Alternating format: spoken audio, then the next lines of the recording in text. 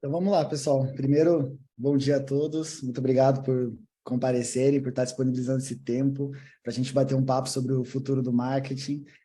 Hoje eu tenho dois convidados aqui muito especiais que vão compartilhar esse webinar, essa conversa comigo. Para quem não me conhece, eu sou o Fabrício, eu sou o cofundador da Leadster, já atuo com marketing digital há 6 anos. Dentro dessa jornada da Leadster, pude acompanhar mais de 800 empresas aí no desafio de geração de leads, no desafio de marketing digital, execução de mídia paga, SEO e outras estratégias.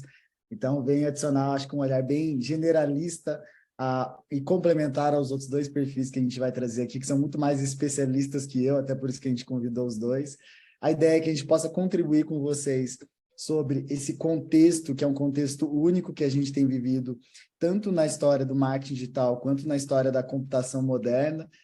Tem algumas mudanças essenciais na forma como a gente conhece, da execução e do entendimento do marketing digital. E a gente pretende abrir uma roda de conversa aqui, onde nós três aqui seremos os mediadores principais, mas que também vocês possam mandar perguntas, né, interagir com a gente através desse papo, porque é uma construção constante, né? A gente sabe que os cenários estão mudando cada vez mais rápido e de forma mais intensa. Então, a gente tem que estar, com certeza, sempre conectado a diferentes visões sobre essas mudanças, porque é assim que a gente consegue estar atualizado. Então, vamos lá. Apresentando já os dois convidados, né? A gente trouxe aqui o Victor Valar, que é o nosso especialista em EdTech. Então, basicamente, o Victor, a gente bateu um papo aqui antes, né? Ele é um desenvolvedor back-end, começou a carreira como desenvolvedor e hoje tem um foco muito grande em MarTech, então ele tem um conhecimento técnico e vocês vão entender o porquê que esse conhecimento técnico, né? O jogo do marketing está cada vez mais técnico e a gente precisa ter uma pessoa que é especialista em tracking, em APIs, de conversão, e nesse futuro que a gente vai falar aqui sem cookies ou com os cookies transformados, né, ou com limitações de privacidade, conforme vocês vão acompanhar aqui no papo. Então, ele, enfim, vai poder compartilhar um pouco com a gente dessa parte mais técnica, simplificando, obviamente, de como a gente pode atuar dentro desses novos cenários, tá? Então, se quiser dar bom dia aí, Victor, só para o pessoal ver teu rostinho. E aí, gente, tudo bem? Como é que vão? Prazer estar aqui. Vamos lá. Bora lá. E o segundo convidado é o John Martin. Para quem conhece, ele é da CEO Martin, nós somos clientes dele aqui, a Leadster. Faz um trabalho incrível como consultor de SEO, muito técnico também, com um conhecimento generalista bem completo também sobre o passado, o presente e um pouco do futuro, né? Do qual vai ser o futuro do SEO, vai ajudar a gente com essa visão, muito pautado, acredito eu, aqui em ChatGPT, né, que é um dos temas, um dos assuntos. Então, fica à vontade aí, mais de 15 anos de experiência para dar um oi para a galera também. Fala, gente, tudo bem? Espero ajudar vocês bastante hoje com informação para a gente discutir. Estamos vivendo um momento diferente aí no marketing, né? E aí, assim, de uma maneira geral, como um todo, né? Com essa disrupção de inteligência artificial, vamos tentar trazer alguns insights interessantes para vocês. Fechado. Então, bora lá. Primeiro, obviamente que o futuro do marketing tem diferentes influências, diferentes tendências que vão influenciar o que a gente conhece hoje sobre o futuro do marketing. Mas a gente decidiu, para simplificar, isolar três principais mudanças que hoje a gente vai conversar sobre. Primeiro, o cookieless future, né? Então, um futuro com restrições de cookies, um futuro com um modelo de formato de cookies do que a gente conhece hoje, completamente diferente, que é o que a gente vai comentar, e isso vai trazer uma série de limitações ou mudanças ou atenções que o profissional de marketing tem que ter, porque hoje grande parte do que ele conhece é feito sobre fundações que vão mudar, né? Então, essa é a primeira grande tendência, que depois a gente vai entrar em detalhes. A segunda, esse aqui é tema, eu acho que de quase todos os posts de LinkedIn que a gente vê por aí, assuntos de roda de conversa, e realmente é pela relevância do impacto que o ChatGPT, para quem não conhece, né, o algoritmo de Deep Learning generativo ali da OpenAI, vai ter dentro das aplicações, principalmente do marketing, uma vez que o marketing, grande parte do nosso trabalho é sintetizar, criar, unir e relacionar ideias dentro de conteúdos, conceitos, imagens. Então, também o John vai poder auxiliar a gente um pouco mais sobre esse tema. E, por último, eu vou entrar falando de marketing conversacional, que é algo que vocês já devem ter visto a Lister falando bastante, uma tendência global de transformação na forma como nós nos relacionamos com os nossos leads, visitantes, e eu vou também introduzir um pouco sobre como essa tendência vai impactar o ano de 2023 e o futuro do marketing. Então, começando aqui, primeiro, como eu comentei, vocês devem estar acompanhando todo esse impacto, e se você pega as grandes lideranças globais de tecnologia, como o próprio Bill Gates diz, que hoje a forma como a gente conhece, tanto do marketing quanto da computação, tende a mudar completamente, então a gente tem que estar acompanhando essas mudanças para conseguir entender como nós nos posicionamos em meio a esse novo contexto, né? Falando também do marketing conversacional e falando do fim dos cookies, ou do fim dos cookies como a gente conhece, tá? Então, vocês devem estar acompanhando essas diversas notícias sobre essas mudanças únicas. Sem mais delongas, vamos então para o nosso primeiro tópico, que é o tópico de Cookieless Future. E aí eu queria já começar com a primeira pergunta para o Victor, que é o que são, né? E para quem já conhece, acho que também nunca é tarde para relembrar, né? Para sintetizar esse conteúdo, o que são e para que servem os cookies. Eu acho que é uma boa introdução para, assim, a gente começar a falar sobre a transformação desses cookies. Legal, vamos lá. Bom, gente, esse é um papo bem técnico, né? Como a Fabrício comentou aí mais cedo. Então, se vocês tiverem dúvidas enquanto a gente estiver conversando, deixem as perguntas aí no chat que a gente vai respondendo e vai interagindo com vocês.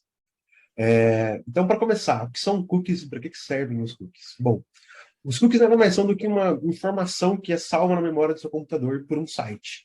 Então, toda vez que você navega num site, o site pode escolher deixar salvo na memória do seu computador algum tipo de informação que vai ajudar esse site ou a fazer alguma ação dentro do próprio site, ou, para o que a gente está mais preocupado aqui, para traquear o comportamento do usuário através dos sites. A gente tem basicamente dois tipos de cookie que podem ser criados, né? Então, o cookie ele é criado no navegador. O navegador do usuário que cria esse cookie com uma instrução que vem do servidor do site que ele está acessando. E aí, quando esse cookie é criado, a gente pode basicamente criar dois tipos de cookie. Tem algumas outras opções, mas basicamente a gente pode fazer cookies first party e third party. Os cookies first party, eles querem dizer que ele só pode, aquela informação que o site está salvando no teu computador, ela só pode ser acessada por aquele site, ou seja, pelo site que criou aquela informação. Já os cookies third party, na hora que você vai criar, você coloca lá a opção que você quer que ele seja um cookie third party, você está dizendo para o browser assim, olha, deixa a informação desse cookie aqui disponível para outros sites, caso eles queiram essa informação depois. E aí, que tipo de informação que a gente costuma ter, principalmente no meio do marketing? A gente tem aí informação, quais produtos você visitou, o que você adicionou no seu carrinho, quais categorias você navegou no site. Então, todas essas informações, elas ajudam um site que você está navegando no futuro a saber o que você fez, qual é o seu comportamento de navegação nos últimos tempos. E aí, justamente a mudança que começa a vir com a discussão dos cookies third party é justamente porque você consegue traquear exatamente todo o caminho que o usuário fez na internet nos últimos tempos. E isso é um nível que as pessoas começaram a considerar como um nível muito grande, muito agressivo de invasão de privacidade. É por isso que essa mudança começou a acontecer. E aí, como que essa mudança vai, então, impactar o mercado? Né? Como que a gente vai sentir isso de fato acontecendo? Então, primeiro ponto aqui, essa mudança, ela acontece e a principal mudança que vai ser sentida pelas pessoas vai ser justamente quando a gente está falando de remarketing. Então, essa é uma das principais categorias que vão ser mais afetadas na mídia, porque justamente quando a gente está falando de remarketing, a gente quer entender qual é o comportamento do usuário nos sites. E as plataformas que vendem anúncios, elas também utilizam essas informações para poder traçar o seu perfil. Facebook Ads faz isso, outros verticais de remarketing também, sei lá, Crit, o RTB, todos fazem isso, todos fazem dessa forma.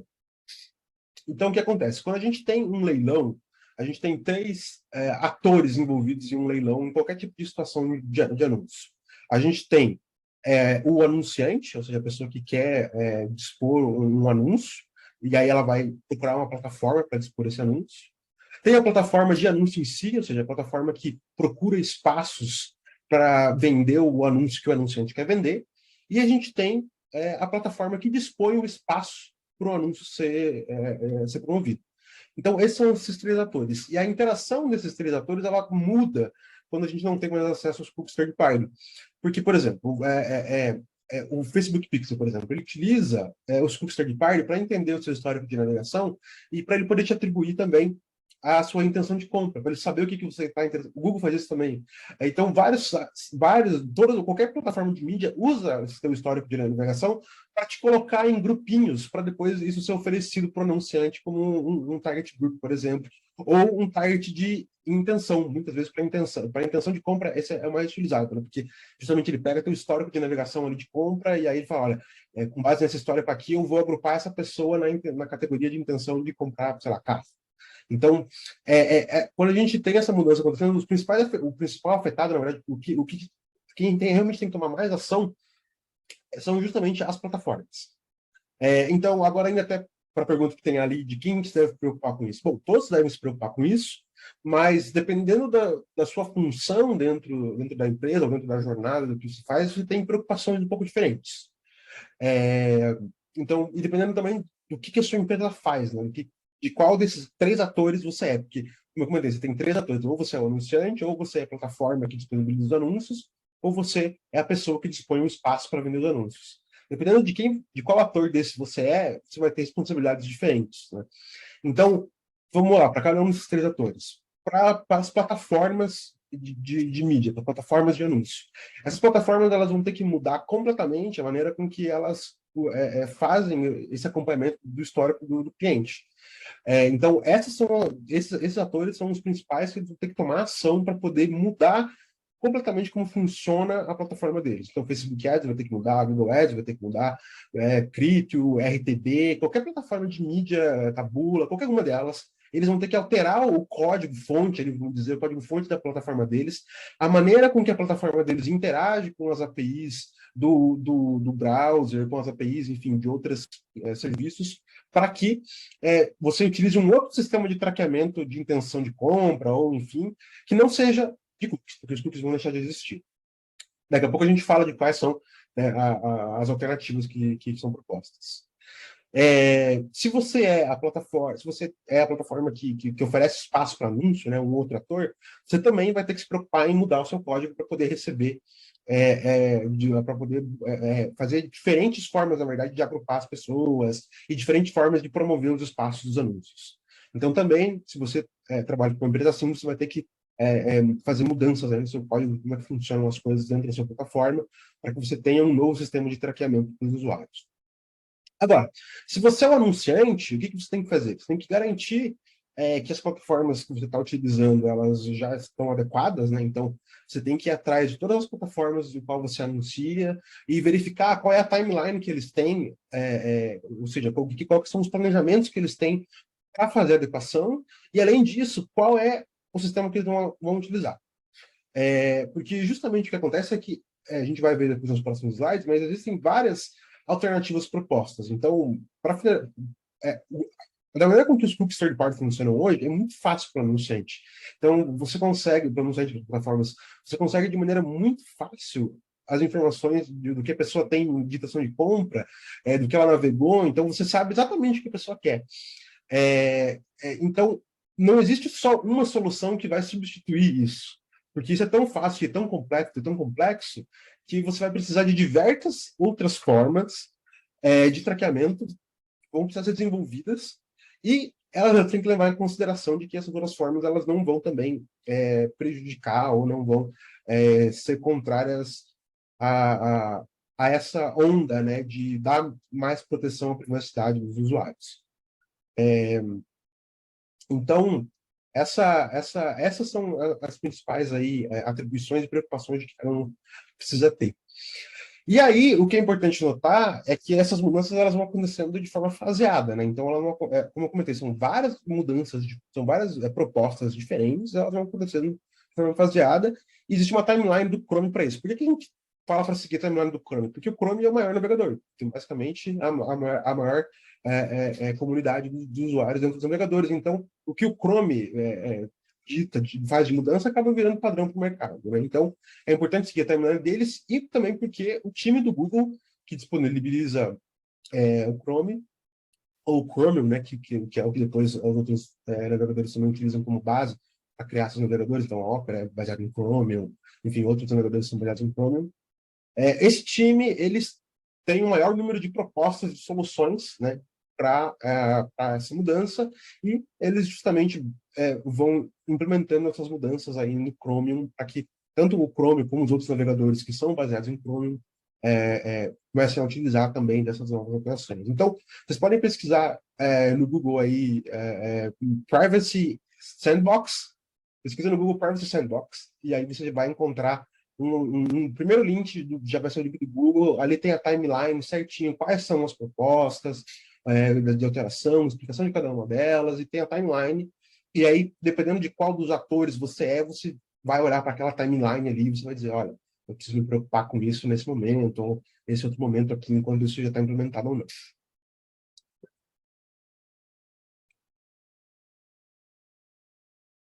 E, legal. Bom, e aí, falando um pouco desse movimento de privacidade, né? Então, essa movimentação, ela não é nova, né? Ela já acontece há alguns anos, e por diversos atores, né? Acho que o que mais trouxe a atenção das pessoas para essa movimentação foi quando a Apple lançou o iOS 14, e quando a Apple lançou o iOS 14 mudou também de uma forma muito radical, muito brusca, a maneira com que os anunciantes faziam anúncios para dispositivos Apple, né? Então, essa é uma mudança que acontece para dispositivos Apple. E justamente o que acontece é que eles começaram a limitar o número de eventos que você conseguia traquear por usuário, e além disso, eles colocavam um pop-up. Na primeira vez que a pessoa acessa o aplicativo, tem um pop-up que fala, olha, você quer ser traqueado? E sim ou não. E aí você pode fazer essa escolha, e se você escolher não, você tem um evento só, então pensa só você ter só um evento para você traçar a sua jornada aí, as suas campanhas. Isso limita bastante. E aí, se a pessoa disser sim, você continua tendo uma limitação de 8 eventos. Antes a gente tinha era ilimitado isso, né? Então, esse foi o primeiro grande movimento que teve muito impacto. Porque, principalmente para países, por exemplo, Estados Unidos, Estados Unidos, Canadá, e alguns países onde tem maioria de usuário de iPhone, ou maioria de usuário de computador também, da Apple também, essas empresas foram bastante impacto. Aqui no Brasil, como tem muito Windows, tem muito Android, o impacto não foi tão grande assim, mas ele ainda aconteceu.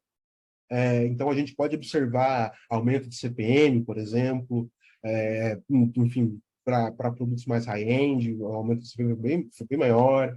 Então, essa foi a primeira grande mudança, mas isso vem acontecendo não só dentro da Apple, mas também dentro de outras empresas. Então, o Google também começou com essas alternativas, essas propostas que eles mesmos estão fazendo. Então, eles também encabeçaram isso para justamente propor ao usuário uma maior privacidade, né, para que você não saiba exatamente o que a pessoa está fazendo. Então, a gente tem algumas alternativas, e a gente tem aqui justamente listado ali algumas alternativas. Como eu comentei, são várias alternativas, a gente trouxe aqui algumas delas que eu vou comentar, mas são várias, e aí vocês podem ver lá no Privacy Sandbox as outras alternativas, né? Então, vamos dar uma olhada, né, o que a gente pode fazer aqui como anunciante, né, inclusive, como anunciante ou, enfim, como outros atores. Vou explicar aqui quais são essas soluções, tá? Então, primeira solução, na verdade, não é exatamente uma solução, mas é melhorar o tracking que você já faz hoje. Então, como você poderia fazer isso? Com o server-side tracking. Então, o server-side tracking é uma das alternativas, e o server-side tracking é justamente você fazer envio de eventos de mídia não através do browser do usuário, mas sim do seu servidor. Então, hoje, por exemplo, quando você tem o Pixel ele está lá rodando no browser do usuário. Então, o evento ele sai do browser do usuário e vai para o Facebook. Com o server-side tracking, a gente não faz isso. A gente, na verdade, pega a informação do que o usuário está fazendo, salva no nosso servidor, processa essa informação, adiciona algumas coisas, e aí sim faz o envio para o Facebook. E aí isso te dá muito mais robustez de dados, isso te dá uma melhor visão da jornada do seu cliente, então isso torna o seu tracking mais efetivo. Então, como eu disse, não é uma solução só, é uma coisa que dá um boost na sua performance, e, como eu disse, a gente tem que destacar várias soluções para que a gente consiga não ter prejuízo aí com essa mudança que vai acontecer. E aí, quais são as soluções que a gente tem de server-side tracking? Tem várias soluções de server-side tracking, você tem que ver especificadamente para o veículo de mídia que você está trabalhando, qual é a solução deles. Então, mas a maioria deles vai ter, tá? Então, o Facebook tem, o TikTok tem, o Google tem, todos eles vão ter um API e você consegue fazer a integração. Tem alguns que são um pouco mais fáceis, então, por exemplo, para TikTok, Facebook, Google Analytics, você consegue fazer isso via GTM Server-Side, que é uma implementação bem fácil de fazer, com alguns cliques ali você já tem basicamente um servidor rodando que vai rodar, um container do GTM que vira um servidor, né, que fica rodando no seu servidor. Então, essa também é uma das soluções, além das próprias APIs dos veículos, né? Então, API do Facebook para você fazer conversões API, API do Google Ads para você enviar também conversões que acontecem em outro momento que não diretamente no site. Então, justamente é dar esse boost no seu traqueamento utilizando soluções de traqueamento via servidor. E, além disso, nessa mesma pegada, de dar um boost no tratamento que você já faz, com a utilização de cookies first party. Então, os cookies first party são aqueles cookies que você diz, quando você cria o cookie, você diz para o browser, olha, só eu posso acessar esse cookie. Então, ele não fica disponível para todos os sites. Então, você pode salvar a informação ali e isso vai te ajudar depois a fazer a atribuição de quais campanhas o usuário visitou, por exemplo. Enfim, diversas outras coisas que você pode fazer, traquear o comportamento do usuário dentro do site, enfim. Existem várias coisas que você pode fazer e justamente é limitado o número de empresas assim, que realmente utilizam isso a toda a força. Assim, e tem bastante potencial para ser utilizado justamente para poder você coletar mais informações do que o usuário está fazendo no seu site, para depois você alinhar essa informação, aliar essa informação com o que você vai enviar para os eventos, né, via server-side tracking, por exemplo.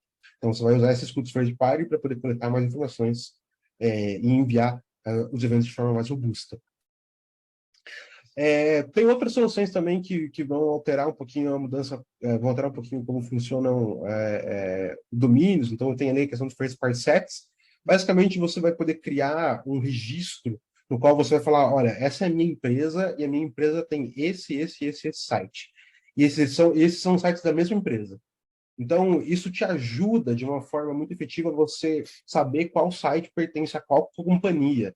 E aí isso evita problema de duplicação de site, múltiplos domínios, e também você consegue, e também o navegador começa a entender que todos aqueles sites são relacionados, que eles não são cada um uma coisa, que todos eles têm a ver com uma empresa só. E aí você não precisa ter, por exemplo, um nome parecido, pode ser um nome completamente diferente, mas contanto que seja a mesma unidade de negócio, você consegue colocar dessa forma. E tem outras mudanças também, por exemplo, eles vão começar a tentar inferir qual que é o conteúdo do site pela URL. Então, dependendo da URL que você colocou no site, eles vão tentar começar a inferir qual é o conteúdo da página que a pessoa está vendo, para poder agrupar a pessoa em um grupo ou outro. Antes para você fazer esse agrupamento, você só lia o cookie do que as pessoas estavam navegando e agrupava as pessoas de acordo com as divisões que você fez. Agora não, você vai ter que usar várias outras alternativas para tentar agrupar essas pessoas em grupos diferentes, né? E além disso que eu já comentei, tem justamente o flock, que é uma forma de cohort, ou seja, uma forma de agrupamento. Isso é uma solução que quem tem que se preocupar são as plataformas, né, que vão fazer esse tipo de implementação. Mas é uma forma de agrupamento de pessoas em grupos, em grandes grupos.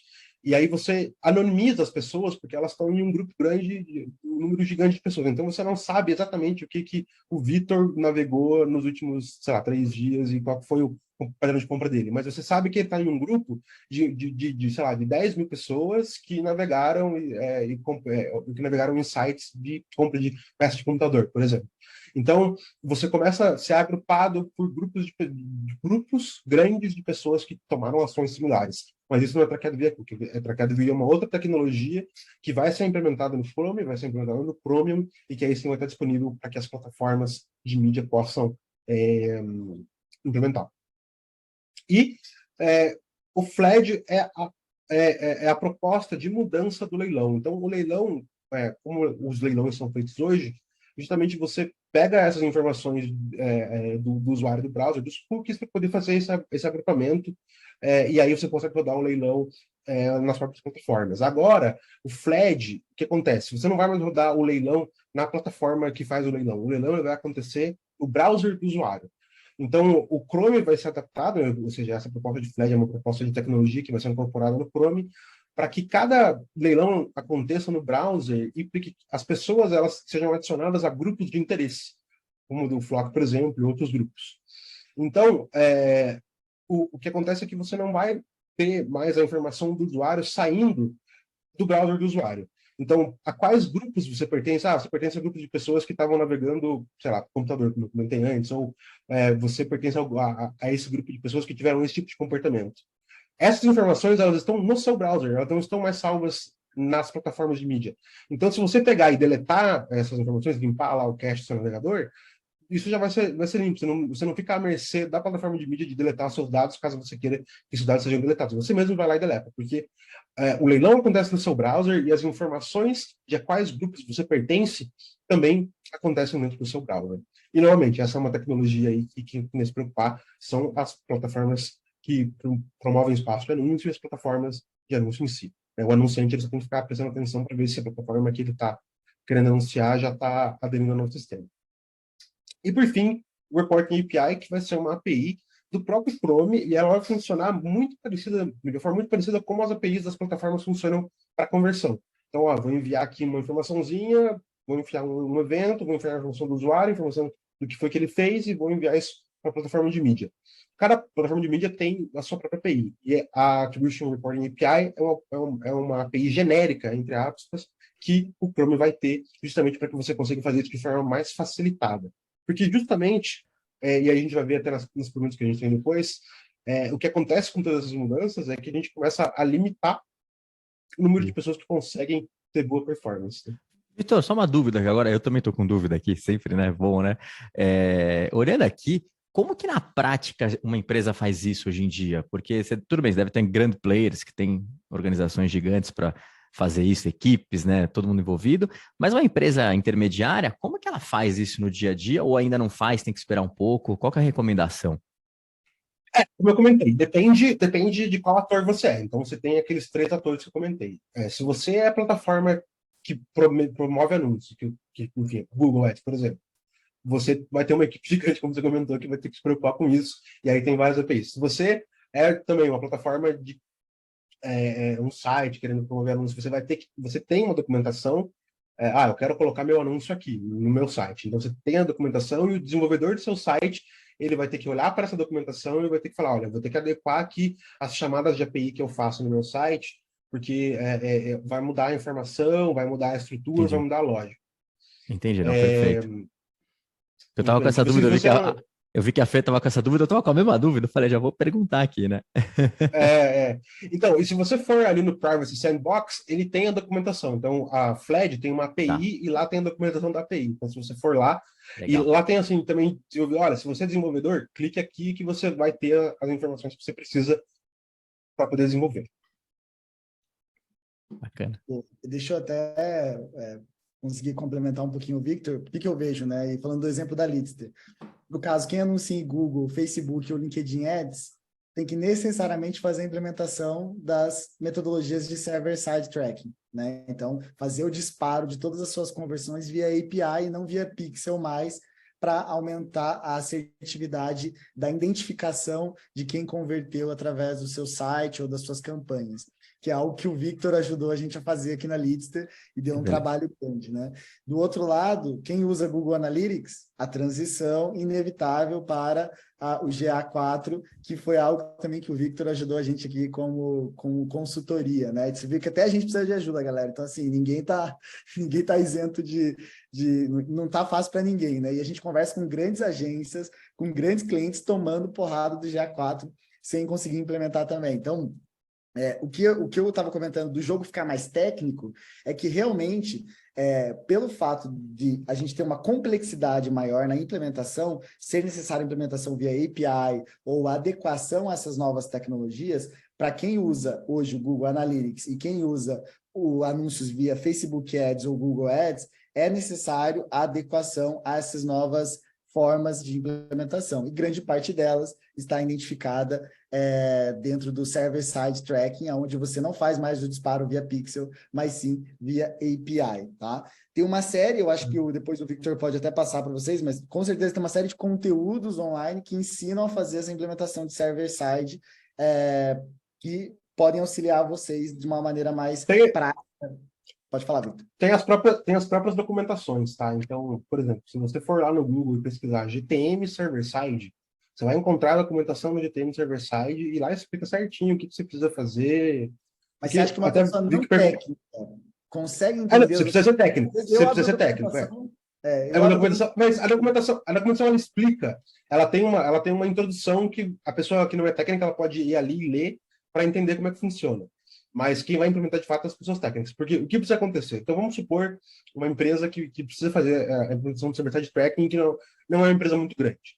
Então você vai precisar, ou até empresas grandes, você vai precisar fazer o server-side tracking e a maneira mais prática hoje de você fazer isso é você ter primeiro o GTM server-side. Então, o GTM server-side nada mais é do que um container do GTM que fica hospedado em algum servidor seu. Você escolhe onde vai ser o servidor.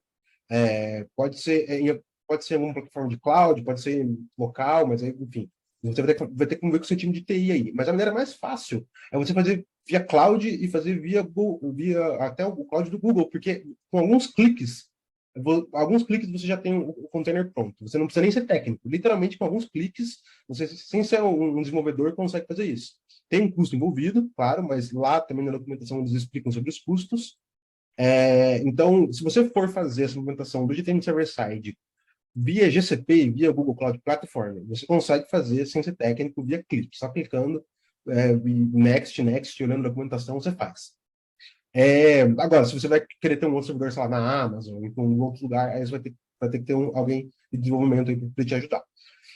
E aí, você precisa... O que acontece? A gente tem, então, dois containers. A gente vai ter o container web e a gente vai ter o container server, container server-side.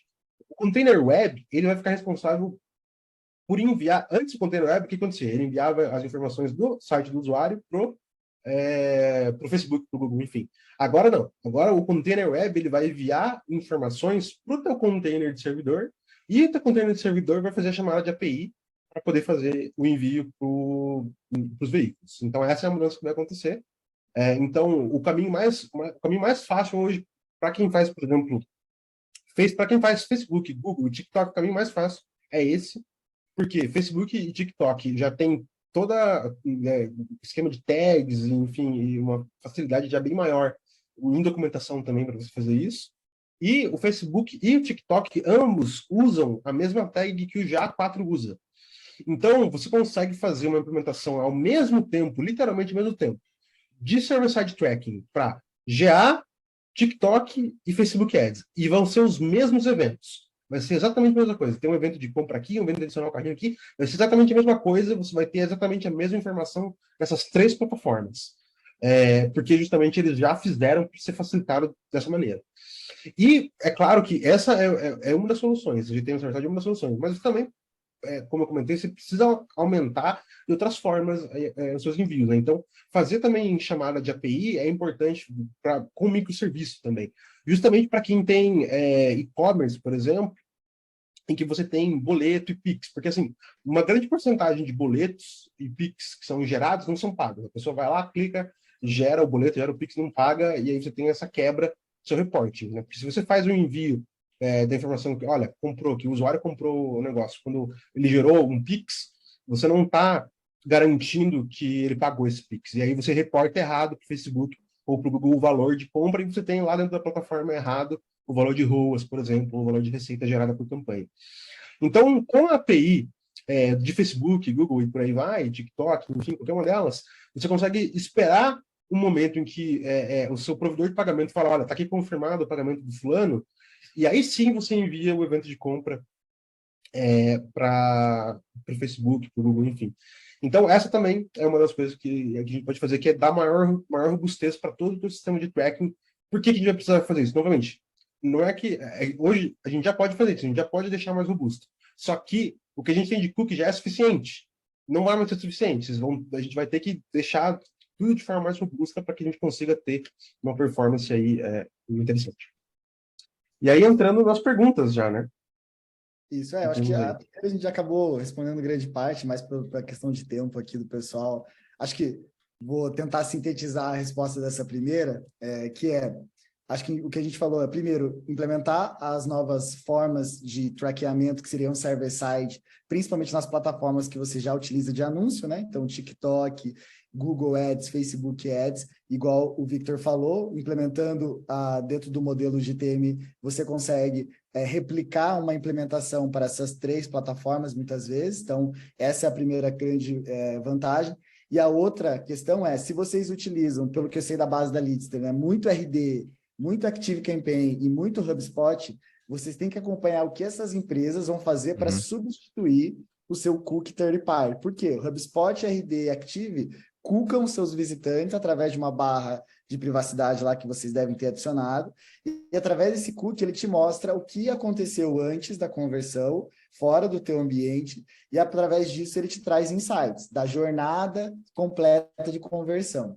É muito importante vocês acompanharem, porque o HubSpot está desenvolvendo uma solução em parceria com o Google Chrome, especialmente para substituir seus cookies third party, mas particularmente, eu não sei o que o RD, Active e outras empresas estão fazendo. Então, é muito importante vocês pesquisarem e cobrarem dessas empresas, né, algo que o Victor até me falou para a gente fazer como Leadster, cobrarem dessas empresas soluções alternativas, como eles vão se adequar a essa nova realidade. Porque, efetivamente, hoje eles utilizam cookies third parties que não vão ser mais passíveis de utilização em breve.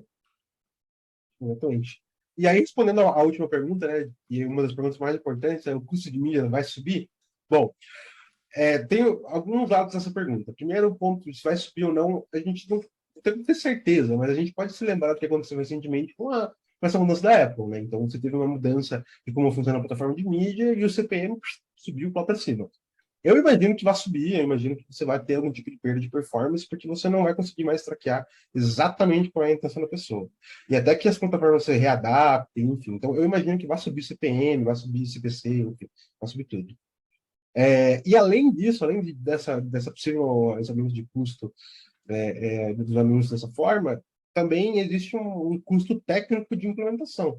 Então, muitas vezes implementar uma API ou implementar, mesmo que seja via de termo de server-side, pode ser que a empresa não tenha ali alguém específico para isso, vai ter que contratar alguém para fazer isso, vai ter que contratar uma agência para fazer isso, vai ter que contratar um serviço. Então, vai ter um custo envolvido para você deixar mais robusto o seu tracking ou se preocupar mais, né? Porque antes o Pixel fazia por você, você jogava lá e aí o Pixel de par era tudo feito por você rapidinho, você já conseguia de maneira muito facilitada. Agora a gente vai ter que ter um conhecimento mais técnico e aí você vai ter que muitas vezes acabar tendo que pagar por isso.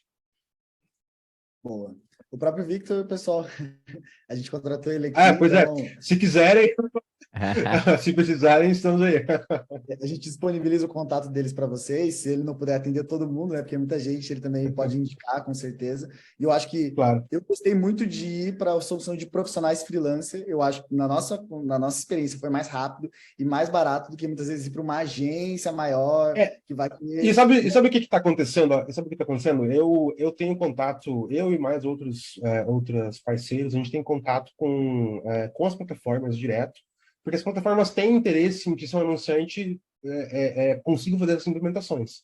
Então, o que acontece? Eu tenho contato direto, por exemplo, com o Facebook e com o TikTok. Então, o pessoal do Facebook, o pessoal do TikTok, os próprios gerentes das contas, eles chegam e falam: olha, tá aqui esse cara, tenta ajudar ele aqui. Então, a gente é o parceiro oficial dessas plataformas, o parceiro oficial dessas plataformas, justamente para poder fazer essa implementação, porque para eles, eles não têm time técnico para ajudar todo mundo, eles não conseguem ajudar todo mundo. Então, eles têm que, de alguma forma, ter algum tipo de serviço, e eles não vão oferecer esse tipo de serviço, né? Então, eles têm contatos parceiros justamente para poder fazer esse lado mais técnico. Então, dessa forma, a gente consegue atingir um grande número de clientes com essas mudanças, porque, inclusive, uma das coisas que eu lembro, até ano passado, uma das conversas que eu tive com o pessoal no Facebook, era que eles estavam assustadíssimos que os maiores clientes das carteiras deles não tinham implementado ainda coisas relacionadas à API. E assim, a gente acha, às vezes, que os caras grandes, eles estão tinindo, não. Os caras grandes também estão penando, os caras grandes também, às vezes, deixam o trabalho de casa mal feito. Mas justamente essa ideia das plataformas de ter esse tipo de parceria, que é justamente para poder fazer com que os anunciantes tenham mais performance. Perfeito. Então é isso. Depois a gente disponibiliza o contato do Victor aí para vocês. Agora vamos para o próximo tópico, que é um tópico também bem relevante e que está chamando bastante atenção ultimamente, que é o chat GPT. Então, vou deixar aí o John Martin com a palavra para ele fazer uma introdução para quem não conhece e depois a gente pode ir para as perguntas também. Vamos lá, então, Fabrício. Ali é o seguinte, né? O principal ponto aqui para a gente entender é que, bom, todo mundo já deve ter ouvido falar de inteligência artificial. Imagino que todos vocês do chat já tenham ouvido falar aí do chat GPT, mas a grande sacada agora é que o chat GPT ele popularizou a inteligência artificial, né? Esse é o diferencial. Um monte de gente baixou, a pessoa está começando a usar e falar, cara, isso existe, isso é real, isso está próximo da minha realidade. Então, inclusive, a gente fala que, né, que a inteligência artificial com com o chat GPT vindo à tona, ele saiu das empresas e foi para as pessoas. Porque um monte de empresa, inclusive a gente estava fazendo teste aqui com o OpenAI mesmo, fazendo algumas APIs, testando algumas APIs, mas você precisava de uma API, que aí voltando até um pouco que o Vitor falou, quando você sai do Pixel, que é um negócio facinho, daqui a pouco você vai para uma API, você fala, ih, complica, já é mais complicado de fazer. Então, toda vez que você ouve o termo API, você tem um nível de complexidade maior. E o ChatGPT ele popularizou isso, por quê? Porque ele fez um formato de chat, inclusive, né? É bem interessante porque tinham outras ferramentas, a gente vai falar delas aqui também, mas tinha outras ferramentas que são um pouco mais travadas, tal, mas o principal ponto é que ele popularizou, deixou o negócio muito fácil e ele trouxe, né, que a gente não imaginava que ia aparecer tão rápido e acabou aparecendo, né? De uma maneira geral, o que a gente tem que lembrar, né? Que o GPT, de uma maneira simples e objetiva, ele é uma inteligência artificial, é um tipo, né, de inteligência artificial, e basicamente é um modelo de linguagem baseado ali em Deep Learning, tá? Que aí tem zilhões, né, de parâmetros ali, o pessoal acabou abastecendo com um monte de informação para ele poder entender e analisar melhor direito, né? Mas assim, você fala assim, mas o que é inteligência artificial? Nada mais é do que o processo de replicar a inteligência humana, só que em máquina. Então, você está tentando replicar a inteligência humana no chat para ele conversar com você. Só que o chat GPT ele faz muito mais do que conversar. Você coloca um monte de informação e pede para ele resumir, ele resume. Você pede para ele fazer uma lista, ele vai fazer uma lista. Um monte de coisa você pede para ele fazer. No entanto, que a gente tem que lembrar que a gente está num nível de inteligência artificial que por mais assustador que a gente olhe e fale, nossa, que maluco isso, né? Super bacana, mas ainda é o que eles chamam de narrow, né? E aí a gente tem uma situação que tá no começo da inteligência artificial, a gente vai ver muita coisa para frente, e essas inteligências artificiais, normalmente, elas são um pouco mais específicas. Tanto que o chat GPT, se você colocar problemas complexos ali, ele erra às vezes, né? Por quê? Porque ele não foi treinado para isso. Lembra que, muito embora ele tenha conversas complexas ali, né? Você tem uma situação que o chat GPT é um modelo de linguagem. Então, de uma maneira mais estatística, digamos, ele vai analisar coisas que efetivamente são próximas em termos de palavra. Lógico, tem mais parâmetros, tem um entendimento ali, ele vai tentar refinar a resposta, entender o que você está falando, mas muitas vezes ele vai errar. E é exatamente por isso que a gente sempre fala para vocês tomarem cuidado, né? Porque se o ChatGPT ele faz isso baseado em respostas, né? Nos inputs que já foram inseridos para ele, se esses inputs tiverem erros, ele vai também passar informação com erro. Por isso que a gente tem que tomar um pouco de cuidado na utilização dele ainda no momento, né? Talvez mais para frente. Porque ele basicamente ele tenta adivinhar a próxima palavra, né? O que ele tenta fazer. Assim, tenta preencher a próxima palavra no... Ele é mais complexo do que tentar adivinhar a próxima palavra, mas assim, no princípio básico dele é isso. Ele vai falar o seguinte: deixa eu descobrir percentualmente quais as palavras que complementam essa. Né? Então ele vai falar assim, ó, tem uma probabilidade maior que seja essa. Tanto que você pode perguntar muita coisa, e assim, outro dia a gente perguntou sobre a taxa de rejeição ser um fator de posicionamento no Google, que não é. Só que a grande maioria das pessoas acha que é, e escreve isso na web. Então provavelmente o pessoal copiou ali aquele conteúdo todo da web e tal, jogou ali pro ChatGPT, e o que aconteceu? Ele falou, bom, a maioria tá falando isso, deve ser. Então esse é um problema ali também, né? Ou seja, a gente não pode absorver tudo que ele está mostrando para a gente de uma maneira sem critério. Por isso que a gente fala que quem vai mais aproveitar do ChatGPT no momento atual são as pessoas que realmente entendem do assunto. Porque você lê um negócio e fala, opa, tem um erro aqui, né? Ou o texto está muito bom, tá legal, tá fidedigno. E aí a gente vai também trocar uma ideia sobre os autores, né? Mas de uma maneira mais simples, a gente sempre fala que a AI 1.0 é praticamente uma estatística com esteroide, né? E aí, quando você vai para uma AI 2.0, aí você tem quase um growth com esteroides, né? Ou seja, é uma outra realidade que a gente está falando, e a gente está indo para essa nova realidade, tá ok?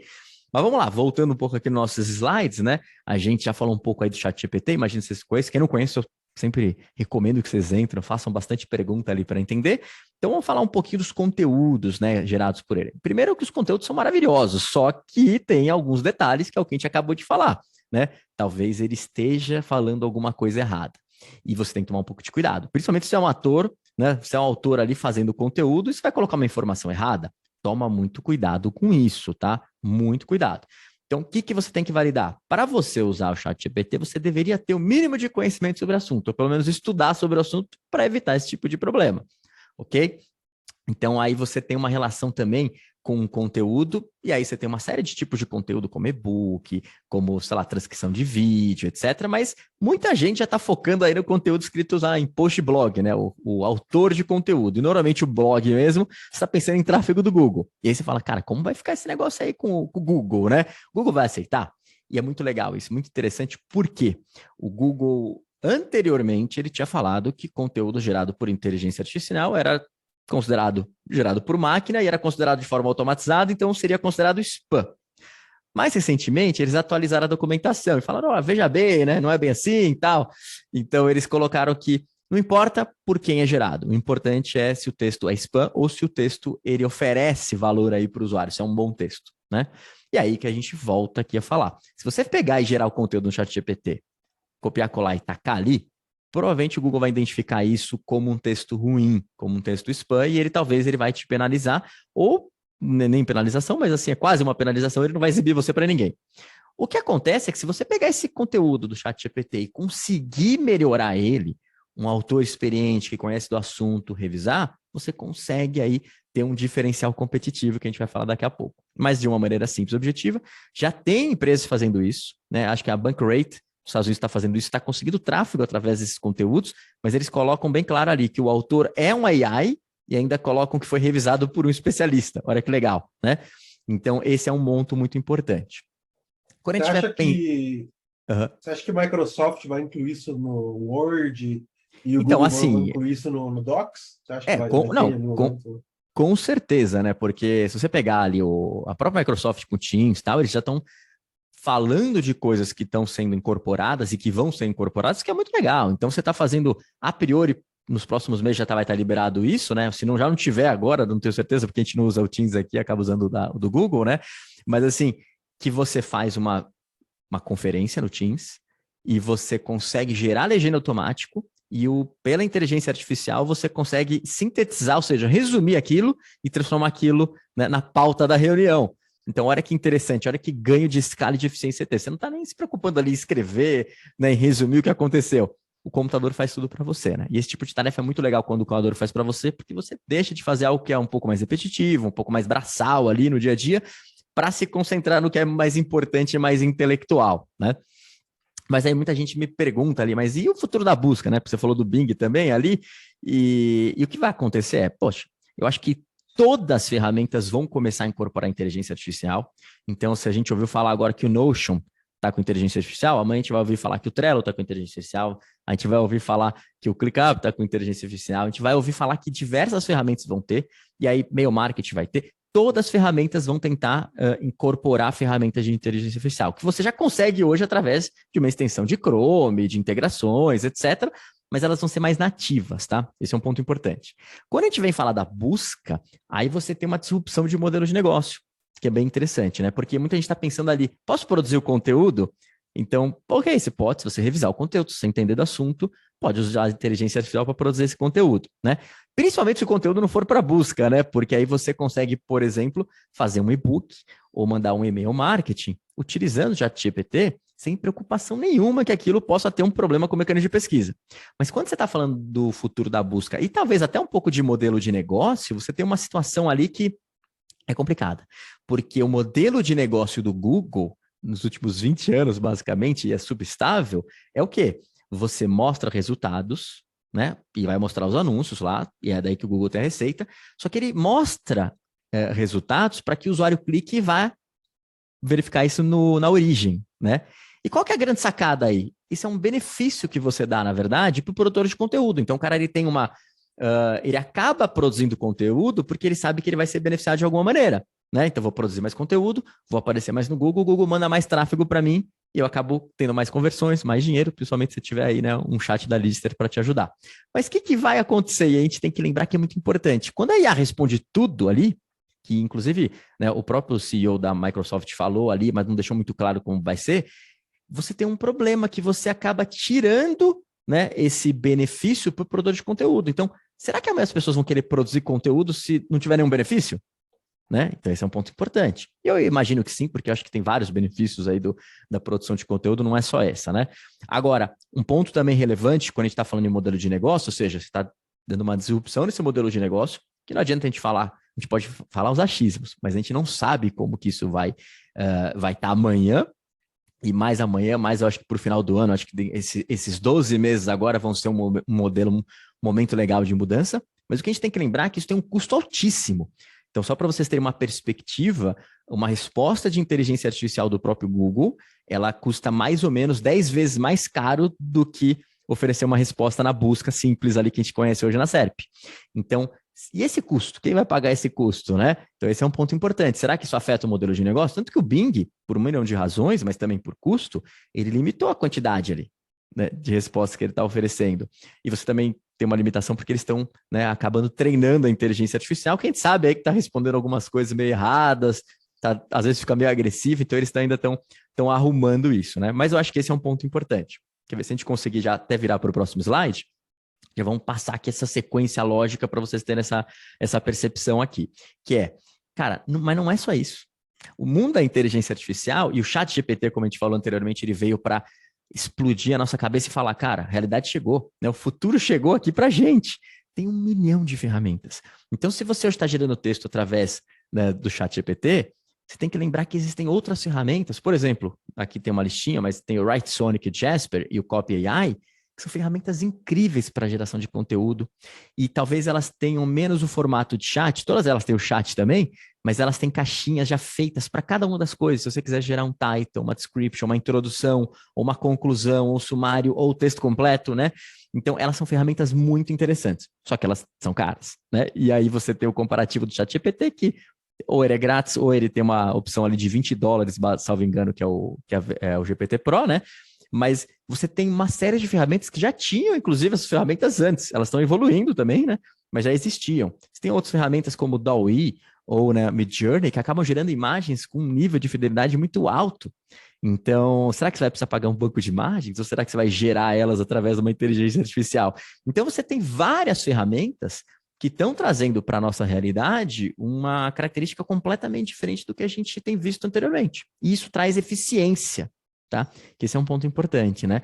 Ele não traz só, tipo, a automação, ele traz eficiência no seu processo. E você, toda vez que tem mais facilidade de fazer essas coisas braçais ou que, tipo, demandam mais tempo, né? Por exemplo, um texto. Para escrever um texto bem feito, você demora um post ali, 2, 3, 4 horas, às vezes, né? Um post grande. E você consegue fazer de uma forma mais eficiente.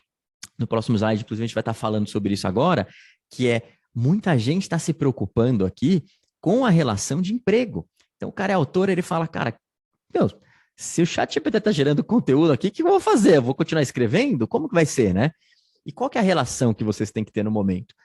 Toda tecnologia que vem, lógico, ela vai ter um impacto em empregabilidade. Não tem a menor dúvida disso. Tem muita gente que fala, não vai acontecer nada. Não, vai acontecer sim. Tem um problema. Só que ele vai trazer para o autor, principalmente para o autor que entende, que é especialista, uma ferramenta de produtividade, né? E essa ferramenta de produtividade vai fazer com que o autor, que produzia, às vezes, sei lá, 2 a 3 posts por dia, que ele consiga produzir 6. Ou que ele produza um conteúdo, em vez de 2 posts de 1.500 palavras por dia, ele vai conseguir produzir, sei lá, 2 posts, por exemplo, de 5.000 palavras, super completo. Por quê? Porque você ganha eficiência no processo. Então, esse é um ponto muito importante para a gente, tá? Provavelmente vai ter algum impacto na empregabilidade, mas se você for bom, se você tiver conhecimento de assuntos específicos, você vai ter um diferencial competitivo, porque você vai ganhar muito mais, porque você tem uma produtividade maior. Isso vale para o autor, vale para a agência, vale para o designer, né? Então, tem inteligência artificial ali que você vai estar podendo fazer, por exemplo, imagens ou sites. Então, em todos esses aspectos que a gente trabalha no marketing digital e também na vida cotidiana, né? você vai ganhar produtividade, que esse é um ponto muito importante, né? Passando aqui no próximo slide, a gente também está falando aqui um pouquinho ali do treinamento, então a gente vai ter essa percepção logo mais que não basta usar uma inteligência artificial, mas é importante dar o treinamento, e aí, lógico, grandes corporações têm mais dados, vão conseguir um treinamento melhor, as menores, elas vão ter que usar inteligências artificiais que já têm um pré-treinamento, que nem o ChatGPT, mas se você conseguir treinar para isso se enquadrar dentro do seu público-alvo, dentro do seu segmento da organização, ela vai começar a trabalhar muito melhor. E a gente vai ver esse movimento ali nos próximos meses acontecendo. Ou seja, você vai ter um chat GPT para sua empresa. E você vai treinar ele de acordo com as respostas que você quer que ele dê, né? Então é um momento aí que vocês vão ter essa percepção que muita coisa vai mudar, mas foi legal, porque o chat GPT ele foi a ponta do iceberg e ele mostrou para a gente uma nova realidade que ninguém sabia que existia, né? Vou passando aqui no próximo slide, eu acho que daqui a pouco já tem as perguntas, né? E o pessoal tem mandado algumas perguntas que eu achei bem legal. As primeiras aqui, ó, é que se vai automatizar o trabalho como copywriter, né? E aí, pensando de maneira geral como copywriter, autor ou produtor de conteúdo de uma maneira geral, pode ser um e-book, etc, tal, com certeza, né? Porque vamos pegar alguém que vai produzir um post de um blog, você consegue criar um roteiro rapidamente. Então, antes você demorava, sei lá, 20 minutos para fazer um roteiro bem feito, hoje você demora 5. Né? Principalmente se você tiver conhecimento, porque ele vai te dar um roteiro, você faz um ajuste, vê o que faz sentido, o que não faz. Você consegue criar um roteiro de uma maneira muito mais rápida e fácil. Ele te dá insights poderosos ali para você adicionar. E você usa o ChatGPT até como se fosse uma entrevista.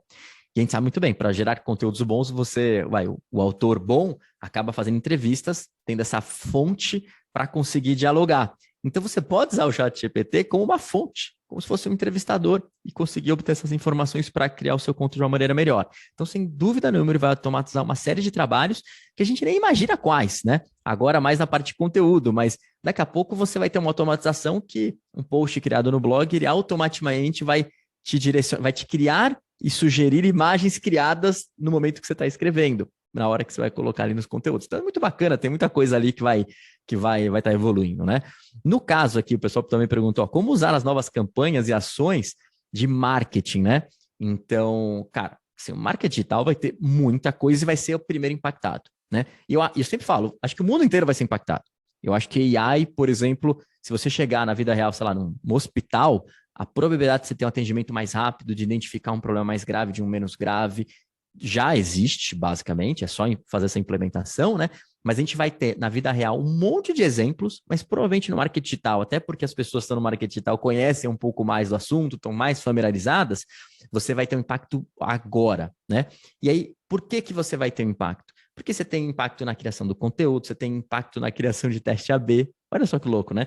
Você pode pedir para a ferramenta criar variações de teste AB. Você tem, conversação, atendimento ao cliente, você tem 1 milhão de situações que toda essa parte de campanha, principalmente no marketing digital, vai ser fortemente impactada. Então, assim, se você trabalha no marketing digital, você tem que pensar para ontem como que você vai usar as inteligências artificiais que estão no mercado para fazer o seu trabalho, né? Seja de um chat GPT para fazer um conteúdo, ou até, por exemplo, de uma ferramenta que vai te gerar um avatar e você grava um vídeo automaticamente. Você não precisa pagar para alguém que vai gastar um bom tempo, um dinheiro para fazer um vídeo para a sua organização. Então, você já tem isso hoje, né? Então, isso é muito interessante, né? E talvez a última pergunta aqui que o pessoal passou, que é como usar o ChatGPT dentro de um banco. E assim, mais do que um banco, né? Vamos dar um exemplo do banco aqui para vocês, mas mais do que um banco, a gente tem que pensar o seguinte: como usar o GPT ou a inteligência artificial dentro de uma organização grande, né? Você tem vários tipos de organização, mas as grandes vão ser provavelmente as mais beneficiadas, tá? Então vamos pegar o exemplo do banco. Do banco é meio óbvio, né, que o atendimento é o primeiro ponto, né? Porque você entra lá no chat de banco, você fica com raiva muitas vezes de uma ferramenta que acaba não te respondendo o que você quer. Então, esse atendimento inicial é a primeira e mais óbvia, né, solução para um banco. Só que você tem uma série de outras coisas, desde relacionamento até de investimento. Então, será que eu não consigo aplicar a inteligência artificial para conseguir oferecer o melhor investimento para aquele usuário, para o perfil do meu usuário, sendo que eu consigo ter os dados dele de acesso, os dados dele de investimento, comparar com outros? Então, aí já tem uma sacada super interessante para os bancos em si, porque você consegue fazer com que mais pessoas invistam, né, no seu banco, né, no seu negócio, e isso é muito importante, é colocar dinheiro para dentro, né? Agora, acho que um ponto que é bem interessante, né, principalmente das plataformas de chat, que você não precisa usar elas somente para gerar texto. Sim. Você pode usar elas para interpretar texto, entender Sim. e depois fazer alguma coisa útil com a interpretação. Exatamente, ou seja, é análise de dados, né? Que a gente falou, né? Análise de dados em esteroides, né? Mas o que eu sempre falo para vocês é sempre pense no core business ou nos principais problemas. Então, se você pegar banco, infelizmente no Brasil, um dos principais problemas do banco é fraude, né? Então, assim, se pegar um banco grande e falar, cara, como que eu vou usar a inteligência artificial? A primeira coisa que você tem que estar fazendo para ontem é utilizar a inteligência artificial para conseguir reduzir a quantidade de fraude, né? Porque é isso que a inteligência artificial vai fazer.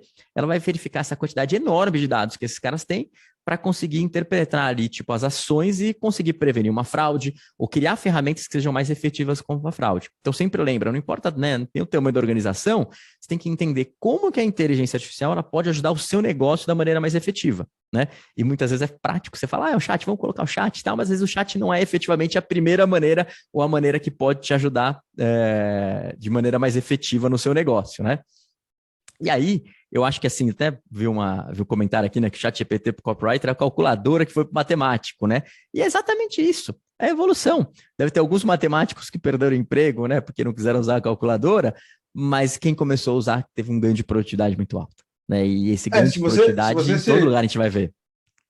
Se vocês lembrarem, a palavra computador existia antes de existir computador, né? Computadores eram as pessoas que estavam calculando com régua, antes da calculadora com régua de calcular. Então, da mesma forma como surgiram computadores digitais, da mesma forma como surgiram máquinas, antes, máquinas de fotografia, antes as pessoas pintavam quadro para tirar um retrato de alguém. E depois passou a fotografia. Umas tecnologias que mudam um pouco o paradigma da sociedade, mas que a gente acaba se adaptando, né? Com certeza. E para finalizar essa parte da GPT, eu acho que a conclusão óbvia é isso é ponta do iceberg. Aí, tipo, toda a parte de inteligência artificial vai impactar todos os negócios e provavelmente aí nos próximos 12, 24 meses a gente vai ver uma revolução acontecendo, não só no digital, mas na vida real das pessoas também, tá? Então esse é um ponto muito importante e provavelmente ele vai impactar também no que a gente vai estar falando agora aí, que o Fabrício vai estar falando para a gente, que é a parte de conversacional, né? Boa. Obrigado aí pela apresentação. E vamos lá, vou ser bem breve, tá? Eu sei que tá todo mundo morrendo de fome aí, já querendo ir para o almoço, tá?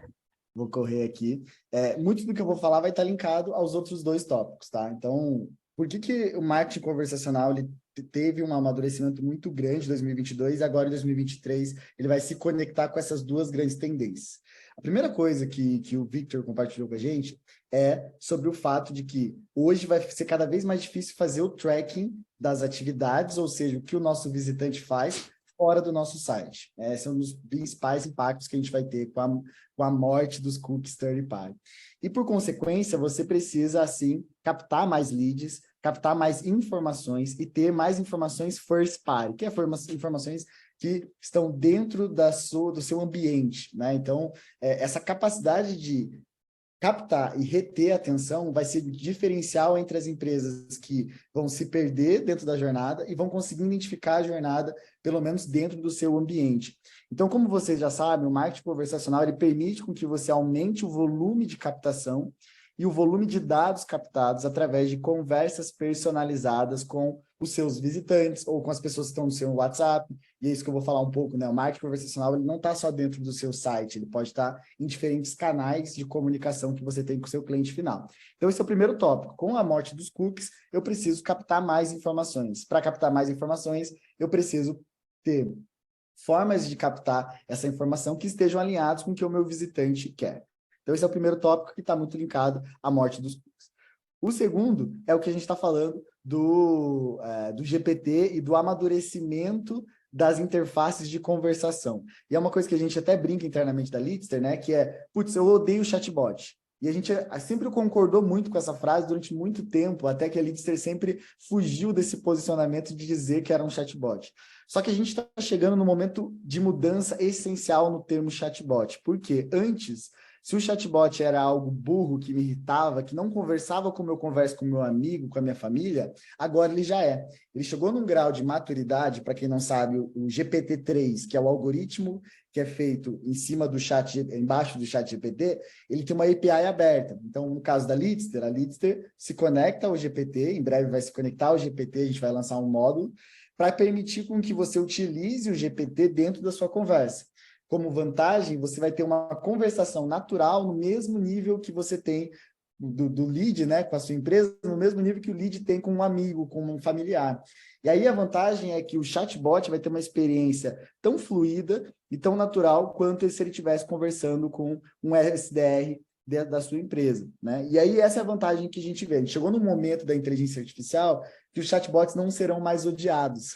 E eu acho que isso vai mudar para sempre e os chatbots vão começar a ser amados. Você vê, Pode falar. você vê vendas acontecendo via chatbot? Assim, não? Eu vejo o estágio preliminar de qualificação da venda, antes de conectar com o vendedor, eu vejo sim o GPT fazendo de forma completa. A venda ainda, dependendo do tipo de venda, eu acredito que ele vai fazer até um estágio. Depois, aí entra o vendedor para fazer a negociação. A grande questão aí, que até o John trouxe, é o falso positivo, que eles chamam de alucinação, que é quando você pergunta algo, ele dá uma resposta errada, mas ele acha que está certa. Então, a grande questão hoje é como é que eu coloco alguém para vender pela minha empresa, que muitas vezes pode passar uma informação errada e gerar uma venda errada, né? Então, hoje, grande parte do que a gente tem feito aqui na Leadster é como lidar com essas alucinações, mitigar o risco de problemas durante o processo de venda. Então, sim, eu vejo, mas ainda a gente precisa resolver essa questão das alucinações dos erros. Então, basicamente, a gente está chegando nesse momento onde o amadurecimento de AI, a necessidade de ter maior captação de dados por conta do fim dos cookies e um aumento da concorrência, que todo mundo deve estar vendo, né? Os ads estão cada vez mais caros, vão perder inteligência com o fim dos cookies. A gente vai precisar cada vez mais converter mais acessos em leads, ter uma experiência de conversação mais efetiva. E, do outro lado, os benefícios do marketing conversacional, acho que são claros, melhora no resultado, no volume de leads captados, melhora na qualificação dos leads, porque eu consigo fazer diversas perguntas para esse meu lead e, consequentemente, reter mais informações, e uma experiência humanizada e personalizada para cada visitante. Igual eu falei, as pessoas, elas querem conversar com o computador da mesma forma com aquela que elas conversar com a sua empresa, como elas querem conversar com seus amigos. A interface de conversação é uma das interfaces que exige menos cognitivamente de uma pessoa. É a coisa mais natural para um ser humano, é a conversa, né? Então, para a gente, para as empresas, isso é muito claro de que se eu converso hoje com o meu amigo, eu quero conversar com a empresa. E eu não quero ler um site com 300 páginas, eu quero fazer uma pergunta e ter uma resposta, porque assim eu consigo entrar na minha jornada de compra de uma maneira sem exigir cognitivamente do meu processo. Então, basicamente, é isso que as pessoas querem das empresas também, e é isso que a gente vê hoje na prática, por isso que o marketing conversacional supera em muito o resultado do formulário de contato e de outras interfaces de conversão, tá? O formulário de contato é uma coisa que já está fadada a morrer faz muito tempo, mas agora eu acho que a gente está chegando cada vez mais próximo do fim dele. Quando a gente fala das perguntas, né? Fabrício, qual que é a diferença do marketing digital para o marketing conversacional? Marketing digital, basicamente, é a matéria mais abrangente. Marketing conversacional é um subitem, é uma submatéria do marketing digital, auxiliando você a desenvolver conversações personalizadas com esse objetivo de tornar a sua interação com o seu cliente final muito mais interativa e dinâmica e, consequentemente, tudo que está mais alinhado com o que o seu visitante quer, gera mais resultado. Né? Conteúdo é isso, tudo que a gente experimenta, que a gente constrói, está mais alinhado com o que o nosso visitante precisa, gera mais resultado. Então, inevitavelmente, acaba gerando mais resultado, mas é um subnicho, é um subgrupo. Qual que é a diferença entre o marketing conversacional e o marketing no WhatsApp? Essa é uma pergunta muito boa, porque o marketing conversacional ele pode ser feito no WhatsApp, ele pode ser feito por e-mail, ele pode ser feito em chatbots dentro do site, ele pode ser feito por SMS. Qualquer interface de conversação que permita a troca de mensagens, onde eu envio algo, espero uma resposta e tenho uma troca com esse meu cliente, respondendo, gerando agendamento, gerando lead, tirando dúvidas, pode ser considerado marketing conversacional. Tanto que tem diversas empresas no Brasil que fazem marketing conversacional dentro do WhatsApp.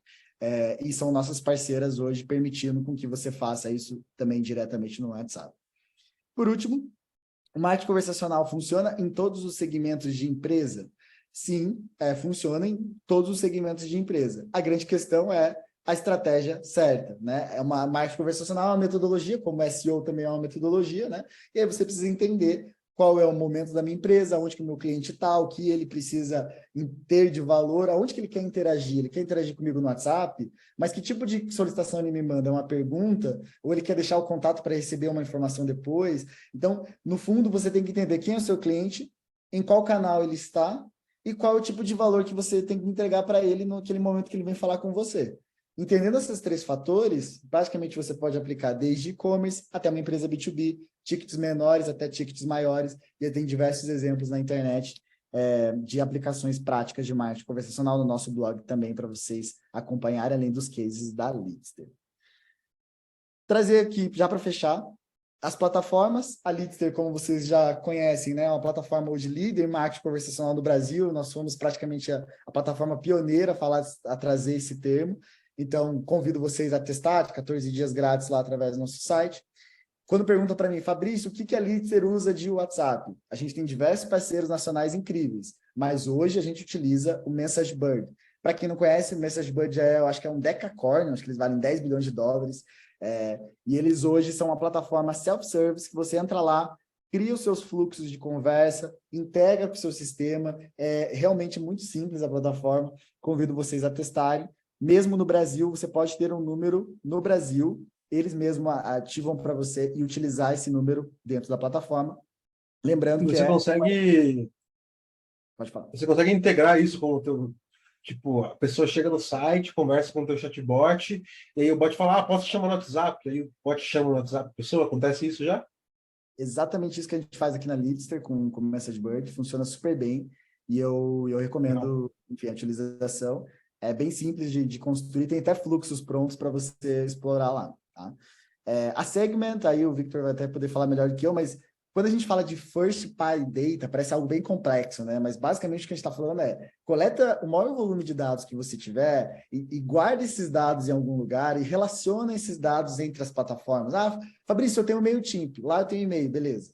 Ah, Fabrício, aqui eu tenho outra, no formulário eu coletei o telefone, beleza. Então, assim, você precisa organizar tudo isso dentro de uma única central para que você, com o tempo, vá agregando informações sobre uma mesma pessoa. E quando ela voltar, você vai saber, olha, o João, desse telefone, desse e-mail, voltou no meu site, leu o artigo 3 vezes. Opa, passa a mão no telefone, liga para o João, porque provavelmente ele está disponível para falar com você agora, ou está interessado no seu produto ou serviço. A Segment, simplificando, é uma plataforma que te ajuda a unir esses dados em um lugar e a entender essa jornada dentro do seu ambiente. Então, também recomendo muito. Tem várias outras, tá, galera? Vocês podem procurar também, mas é uma que a gente já conhece, é muito simples de implementar. A Podium, para negócios locais. Tem negócios de restaurante, negócios locais que eu preciso fazer o disparo de mensagens, que eu preciso receber, que eu preciso responder pessoas dentro do Google Meu Negócio. A Podium funciona muito bem para negócios locais, e aí recomendo a aplicação. SixSense, fluxo de conversação por e-mail, então marketing conversacional por e-mail, né? A troca de mensagens, como é que eu converso, criar fluxos de conversação dentro desse tipo de canal. E a ManyChat, que assim, é uma plataforma bem famosa no Brasil, que são muito fortes em Facebook Messenger, muitos e-commerces utilizam eles. Você vai lá, tem tanto opt-in de, né, quero receber uma mensagem, você pode colocar no seu site várias call to actions, você entra dentro de uma lista, a partir disso tem uma série de automações, é uma plataforma fantástica que a gente gosta bastante, marketing conversacional aplicado a Facebook Messenger, perfeito? Aqui algumas plataformas para vocês explorarem e, já para finalizar, agradeço a todo mundo que ficou com a gente até o final, aí a gente acabou extrapolando 17 minutinhos. Aquilo que a gente não conseguiu responder aqui, acredito eu que a gente pode responder e mandar para vocês depois no final da call. Agradeço mais uma vez o papo, acho que foi muito bom. Obrigado pelos convidados aí que se dispuseram a conversar com a gente e pelo tempo disponibilizado. Acho que o que deu para perceber, né, é que está todo mundo sofrendo com as mudanças, né? Ninguém que está aqui na call está sozinho nessa, até a gente que hoje atua com uma força maior, muitas vezes, de marketing, de vendas, está sofrendo com as mudanças e está correndo para se adaptar. E nessa corrida pela adaptação, tem profissionais qualificados no mercado para ajudar vocês a fazer a adequação a essas novas realidades. E não adianta. Quem se adequa primeiro, quem sai na frente, né? A tecnologia sempre foi isso e ainda continua sendo, então, por isso que é importante a gente se manter atualizado e correr para conseguir adequar essa nova realidade do cookieless future, do marketing conversacional e do chat GPT. Perfeito, pessoal? Obrigado e dia para vocês. Valeu, gente. Muito Valeu, obrigado. gente. Até mais. Abraço. Tchau, tchau.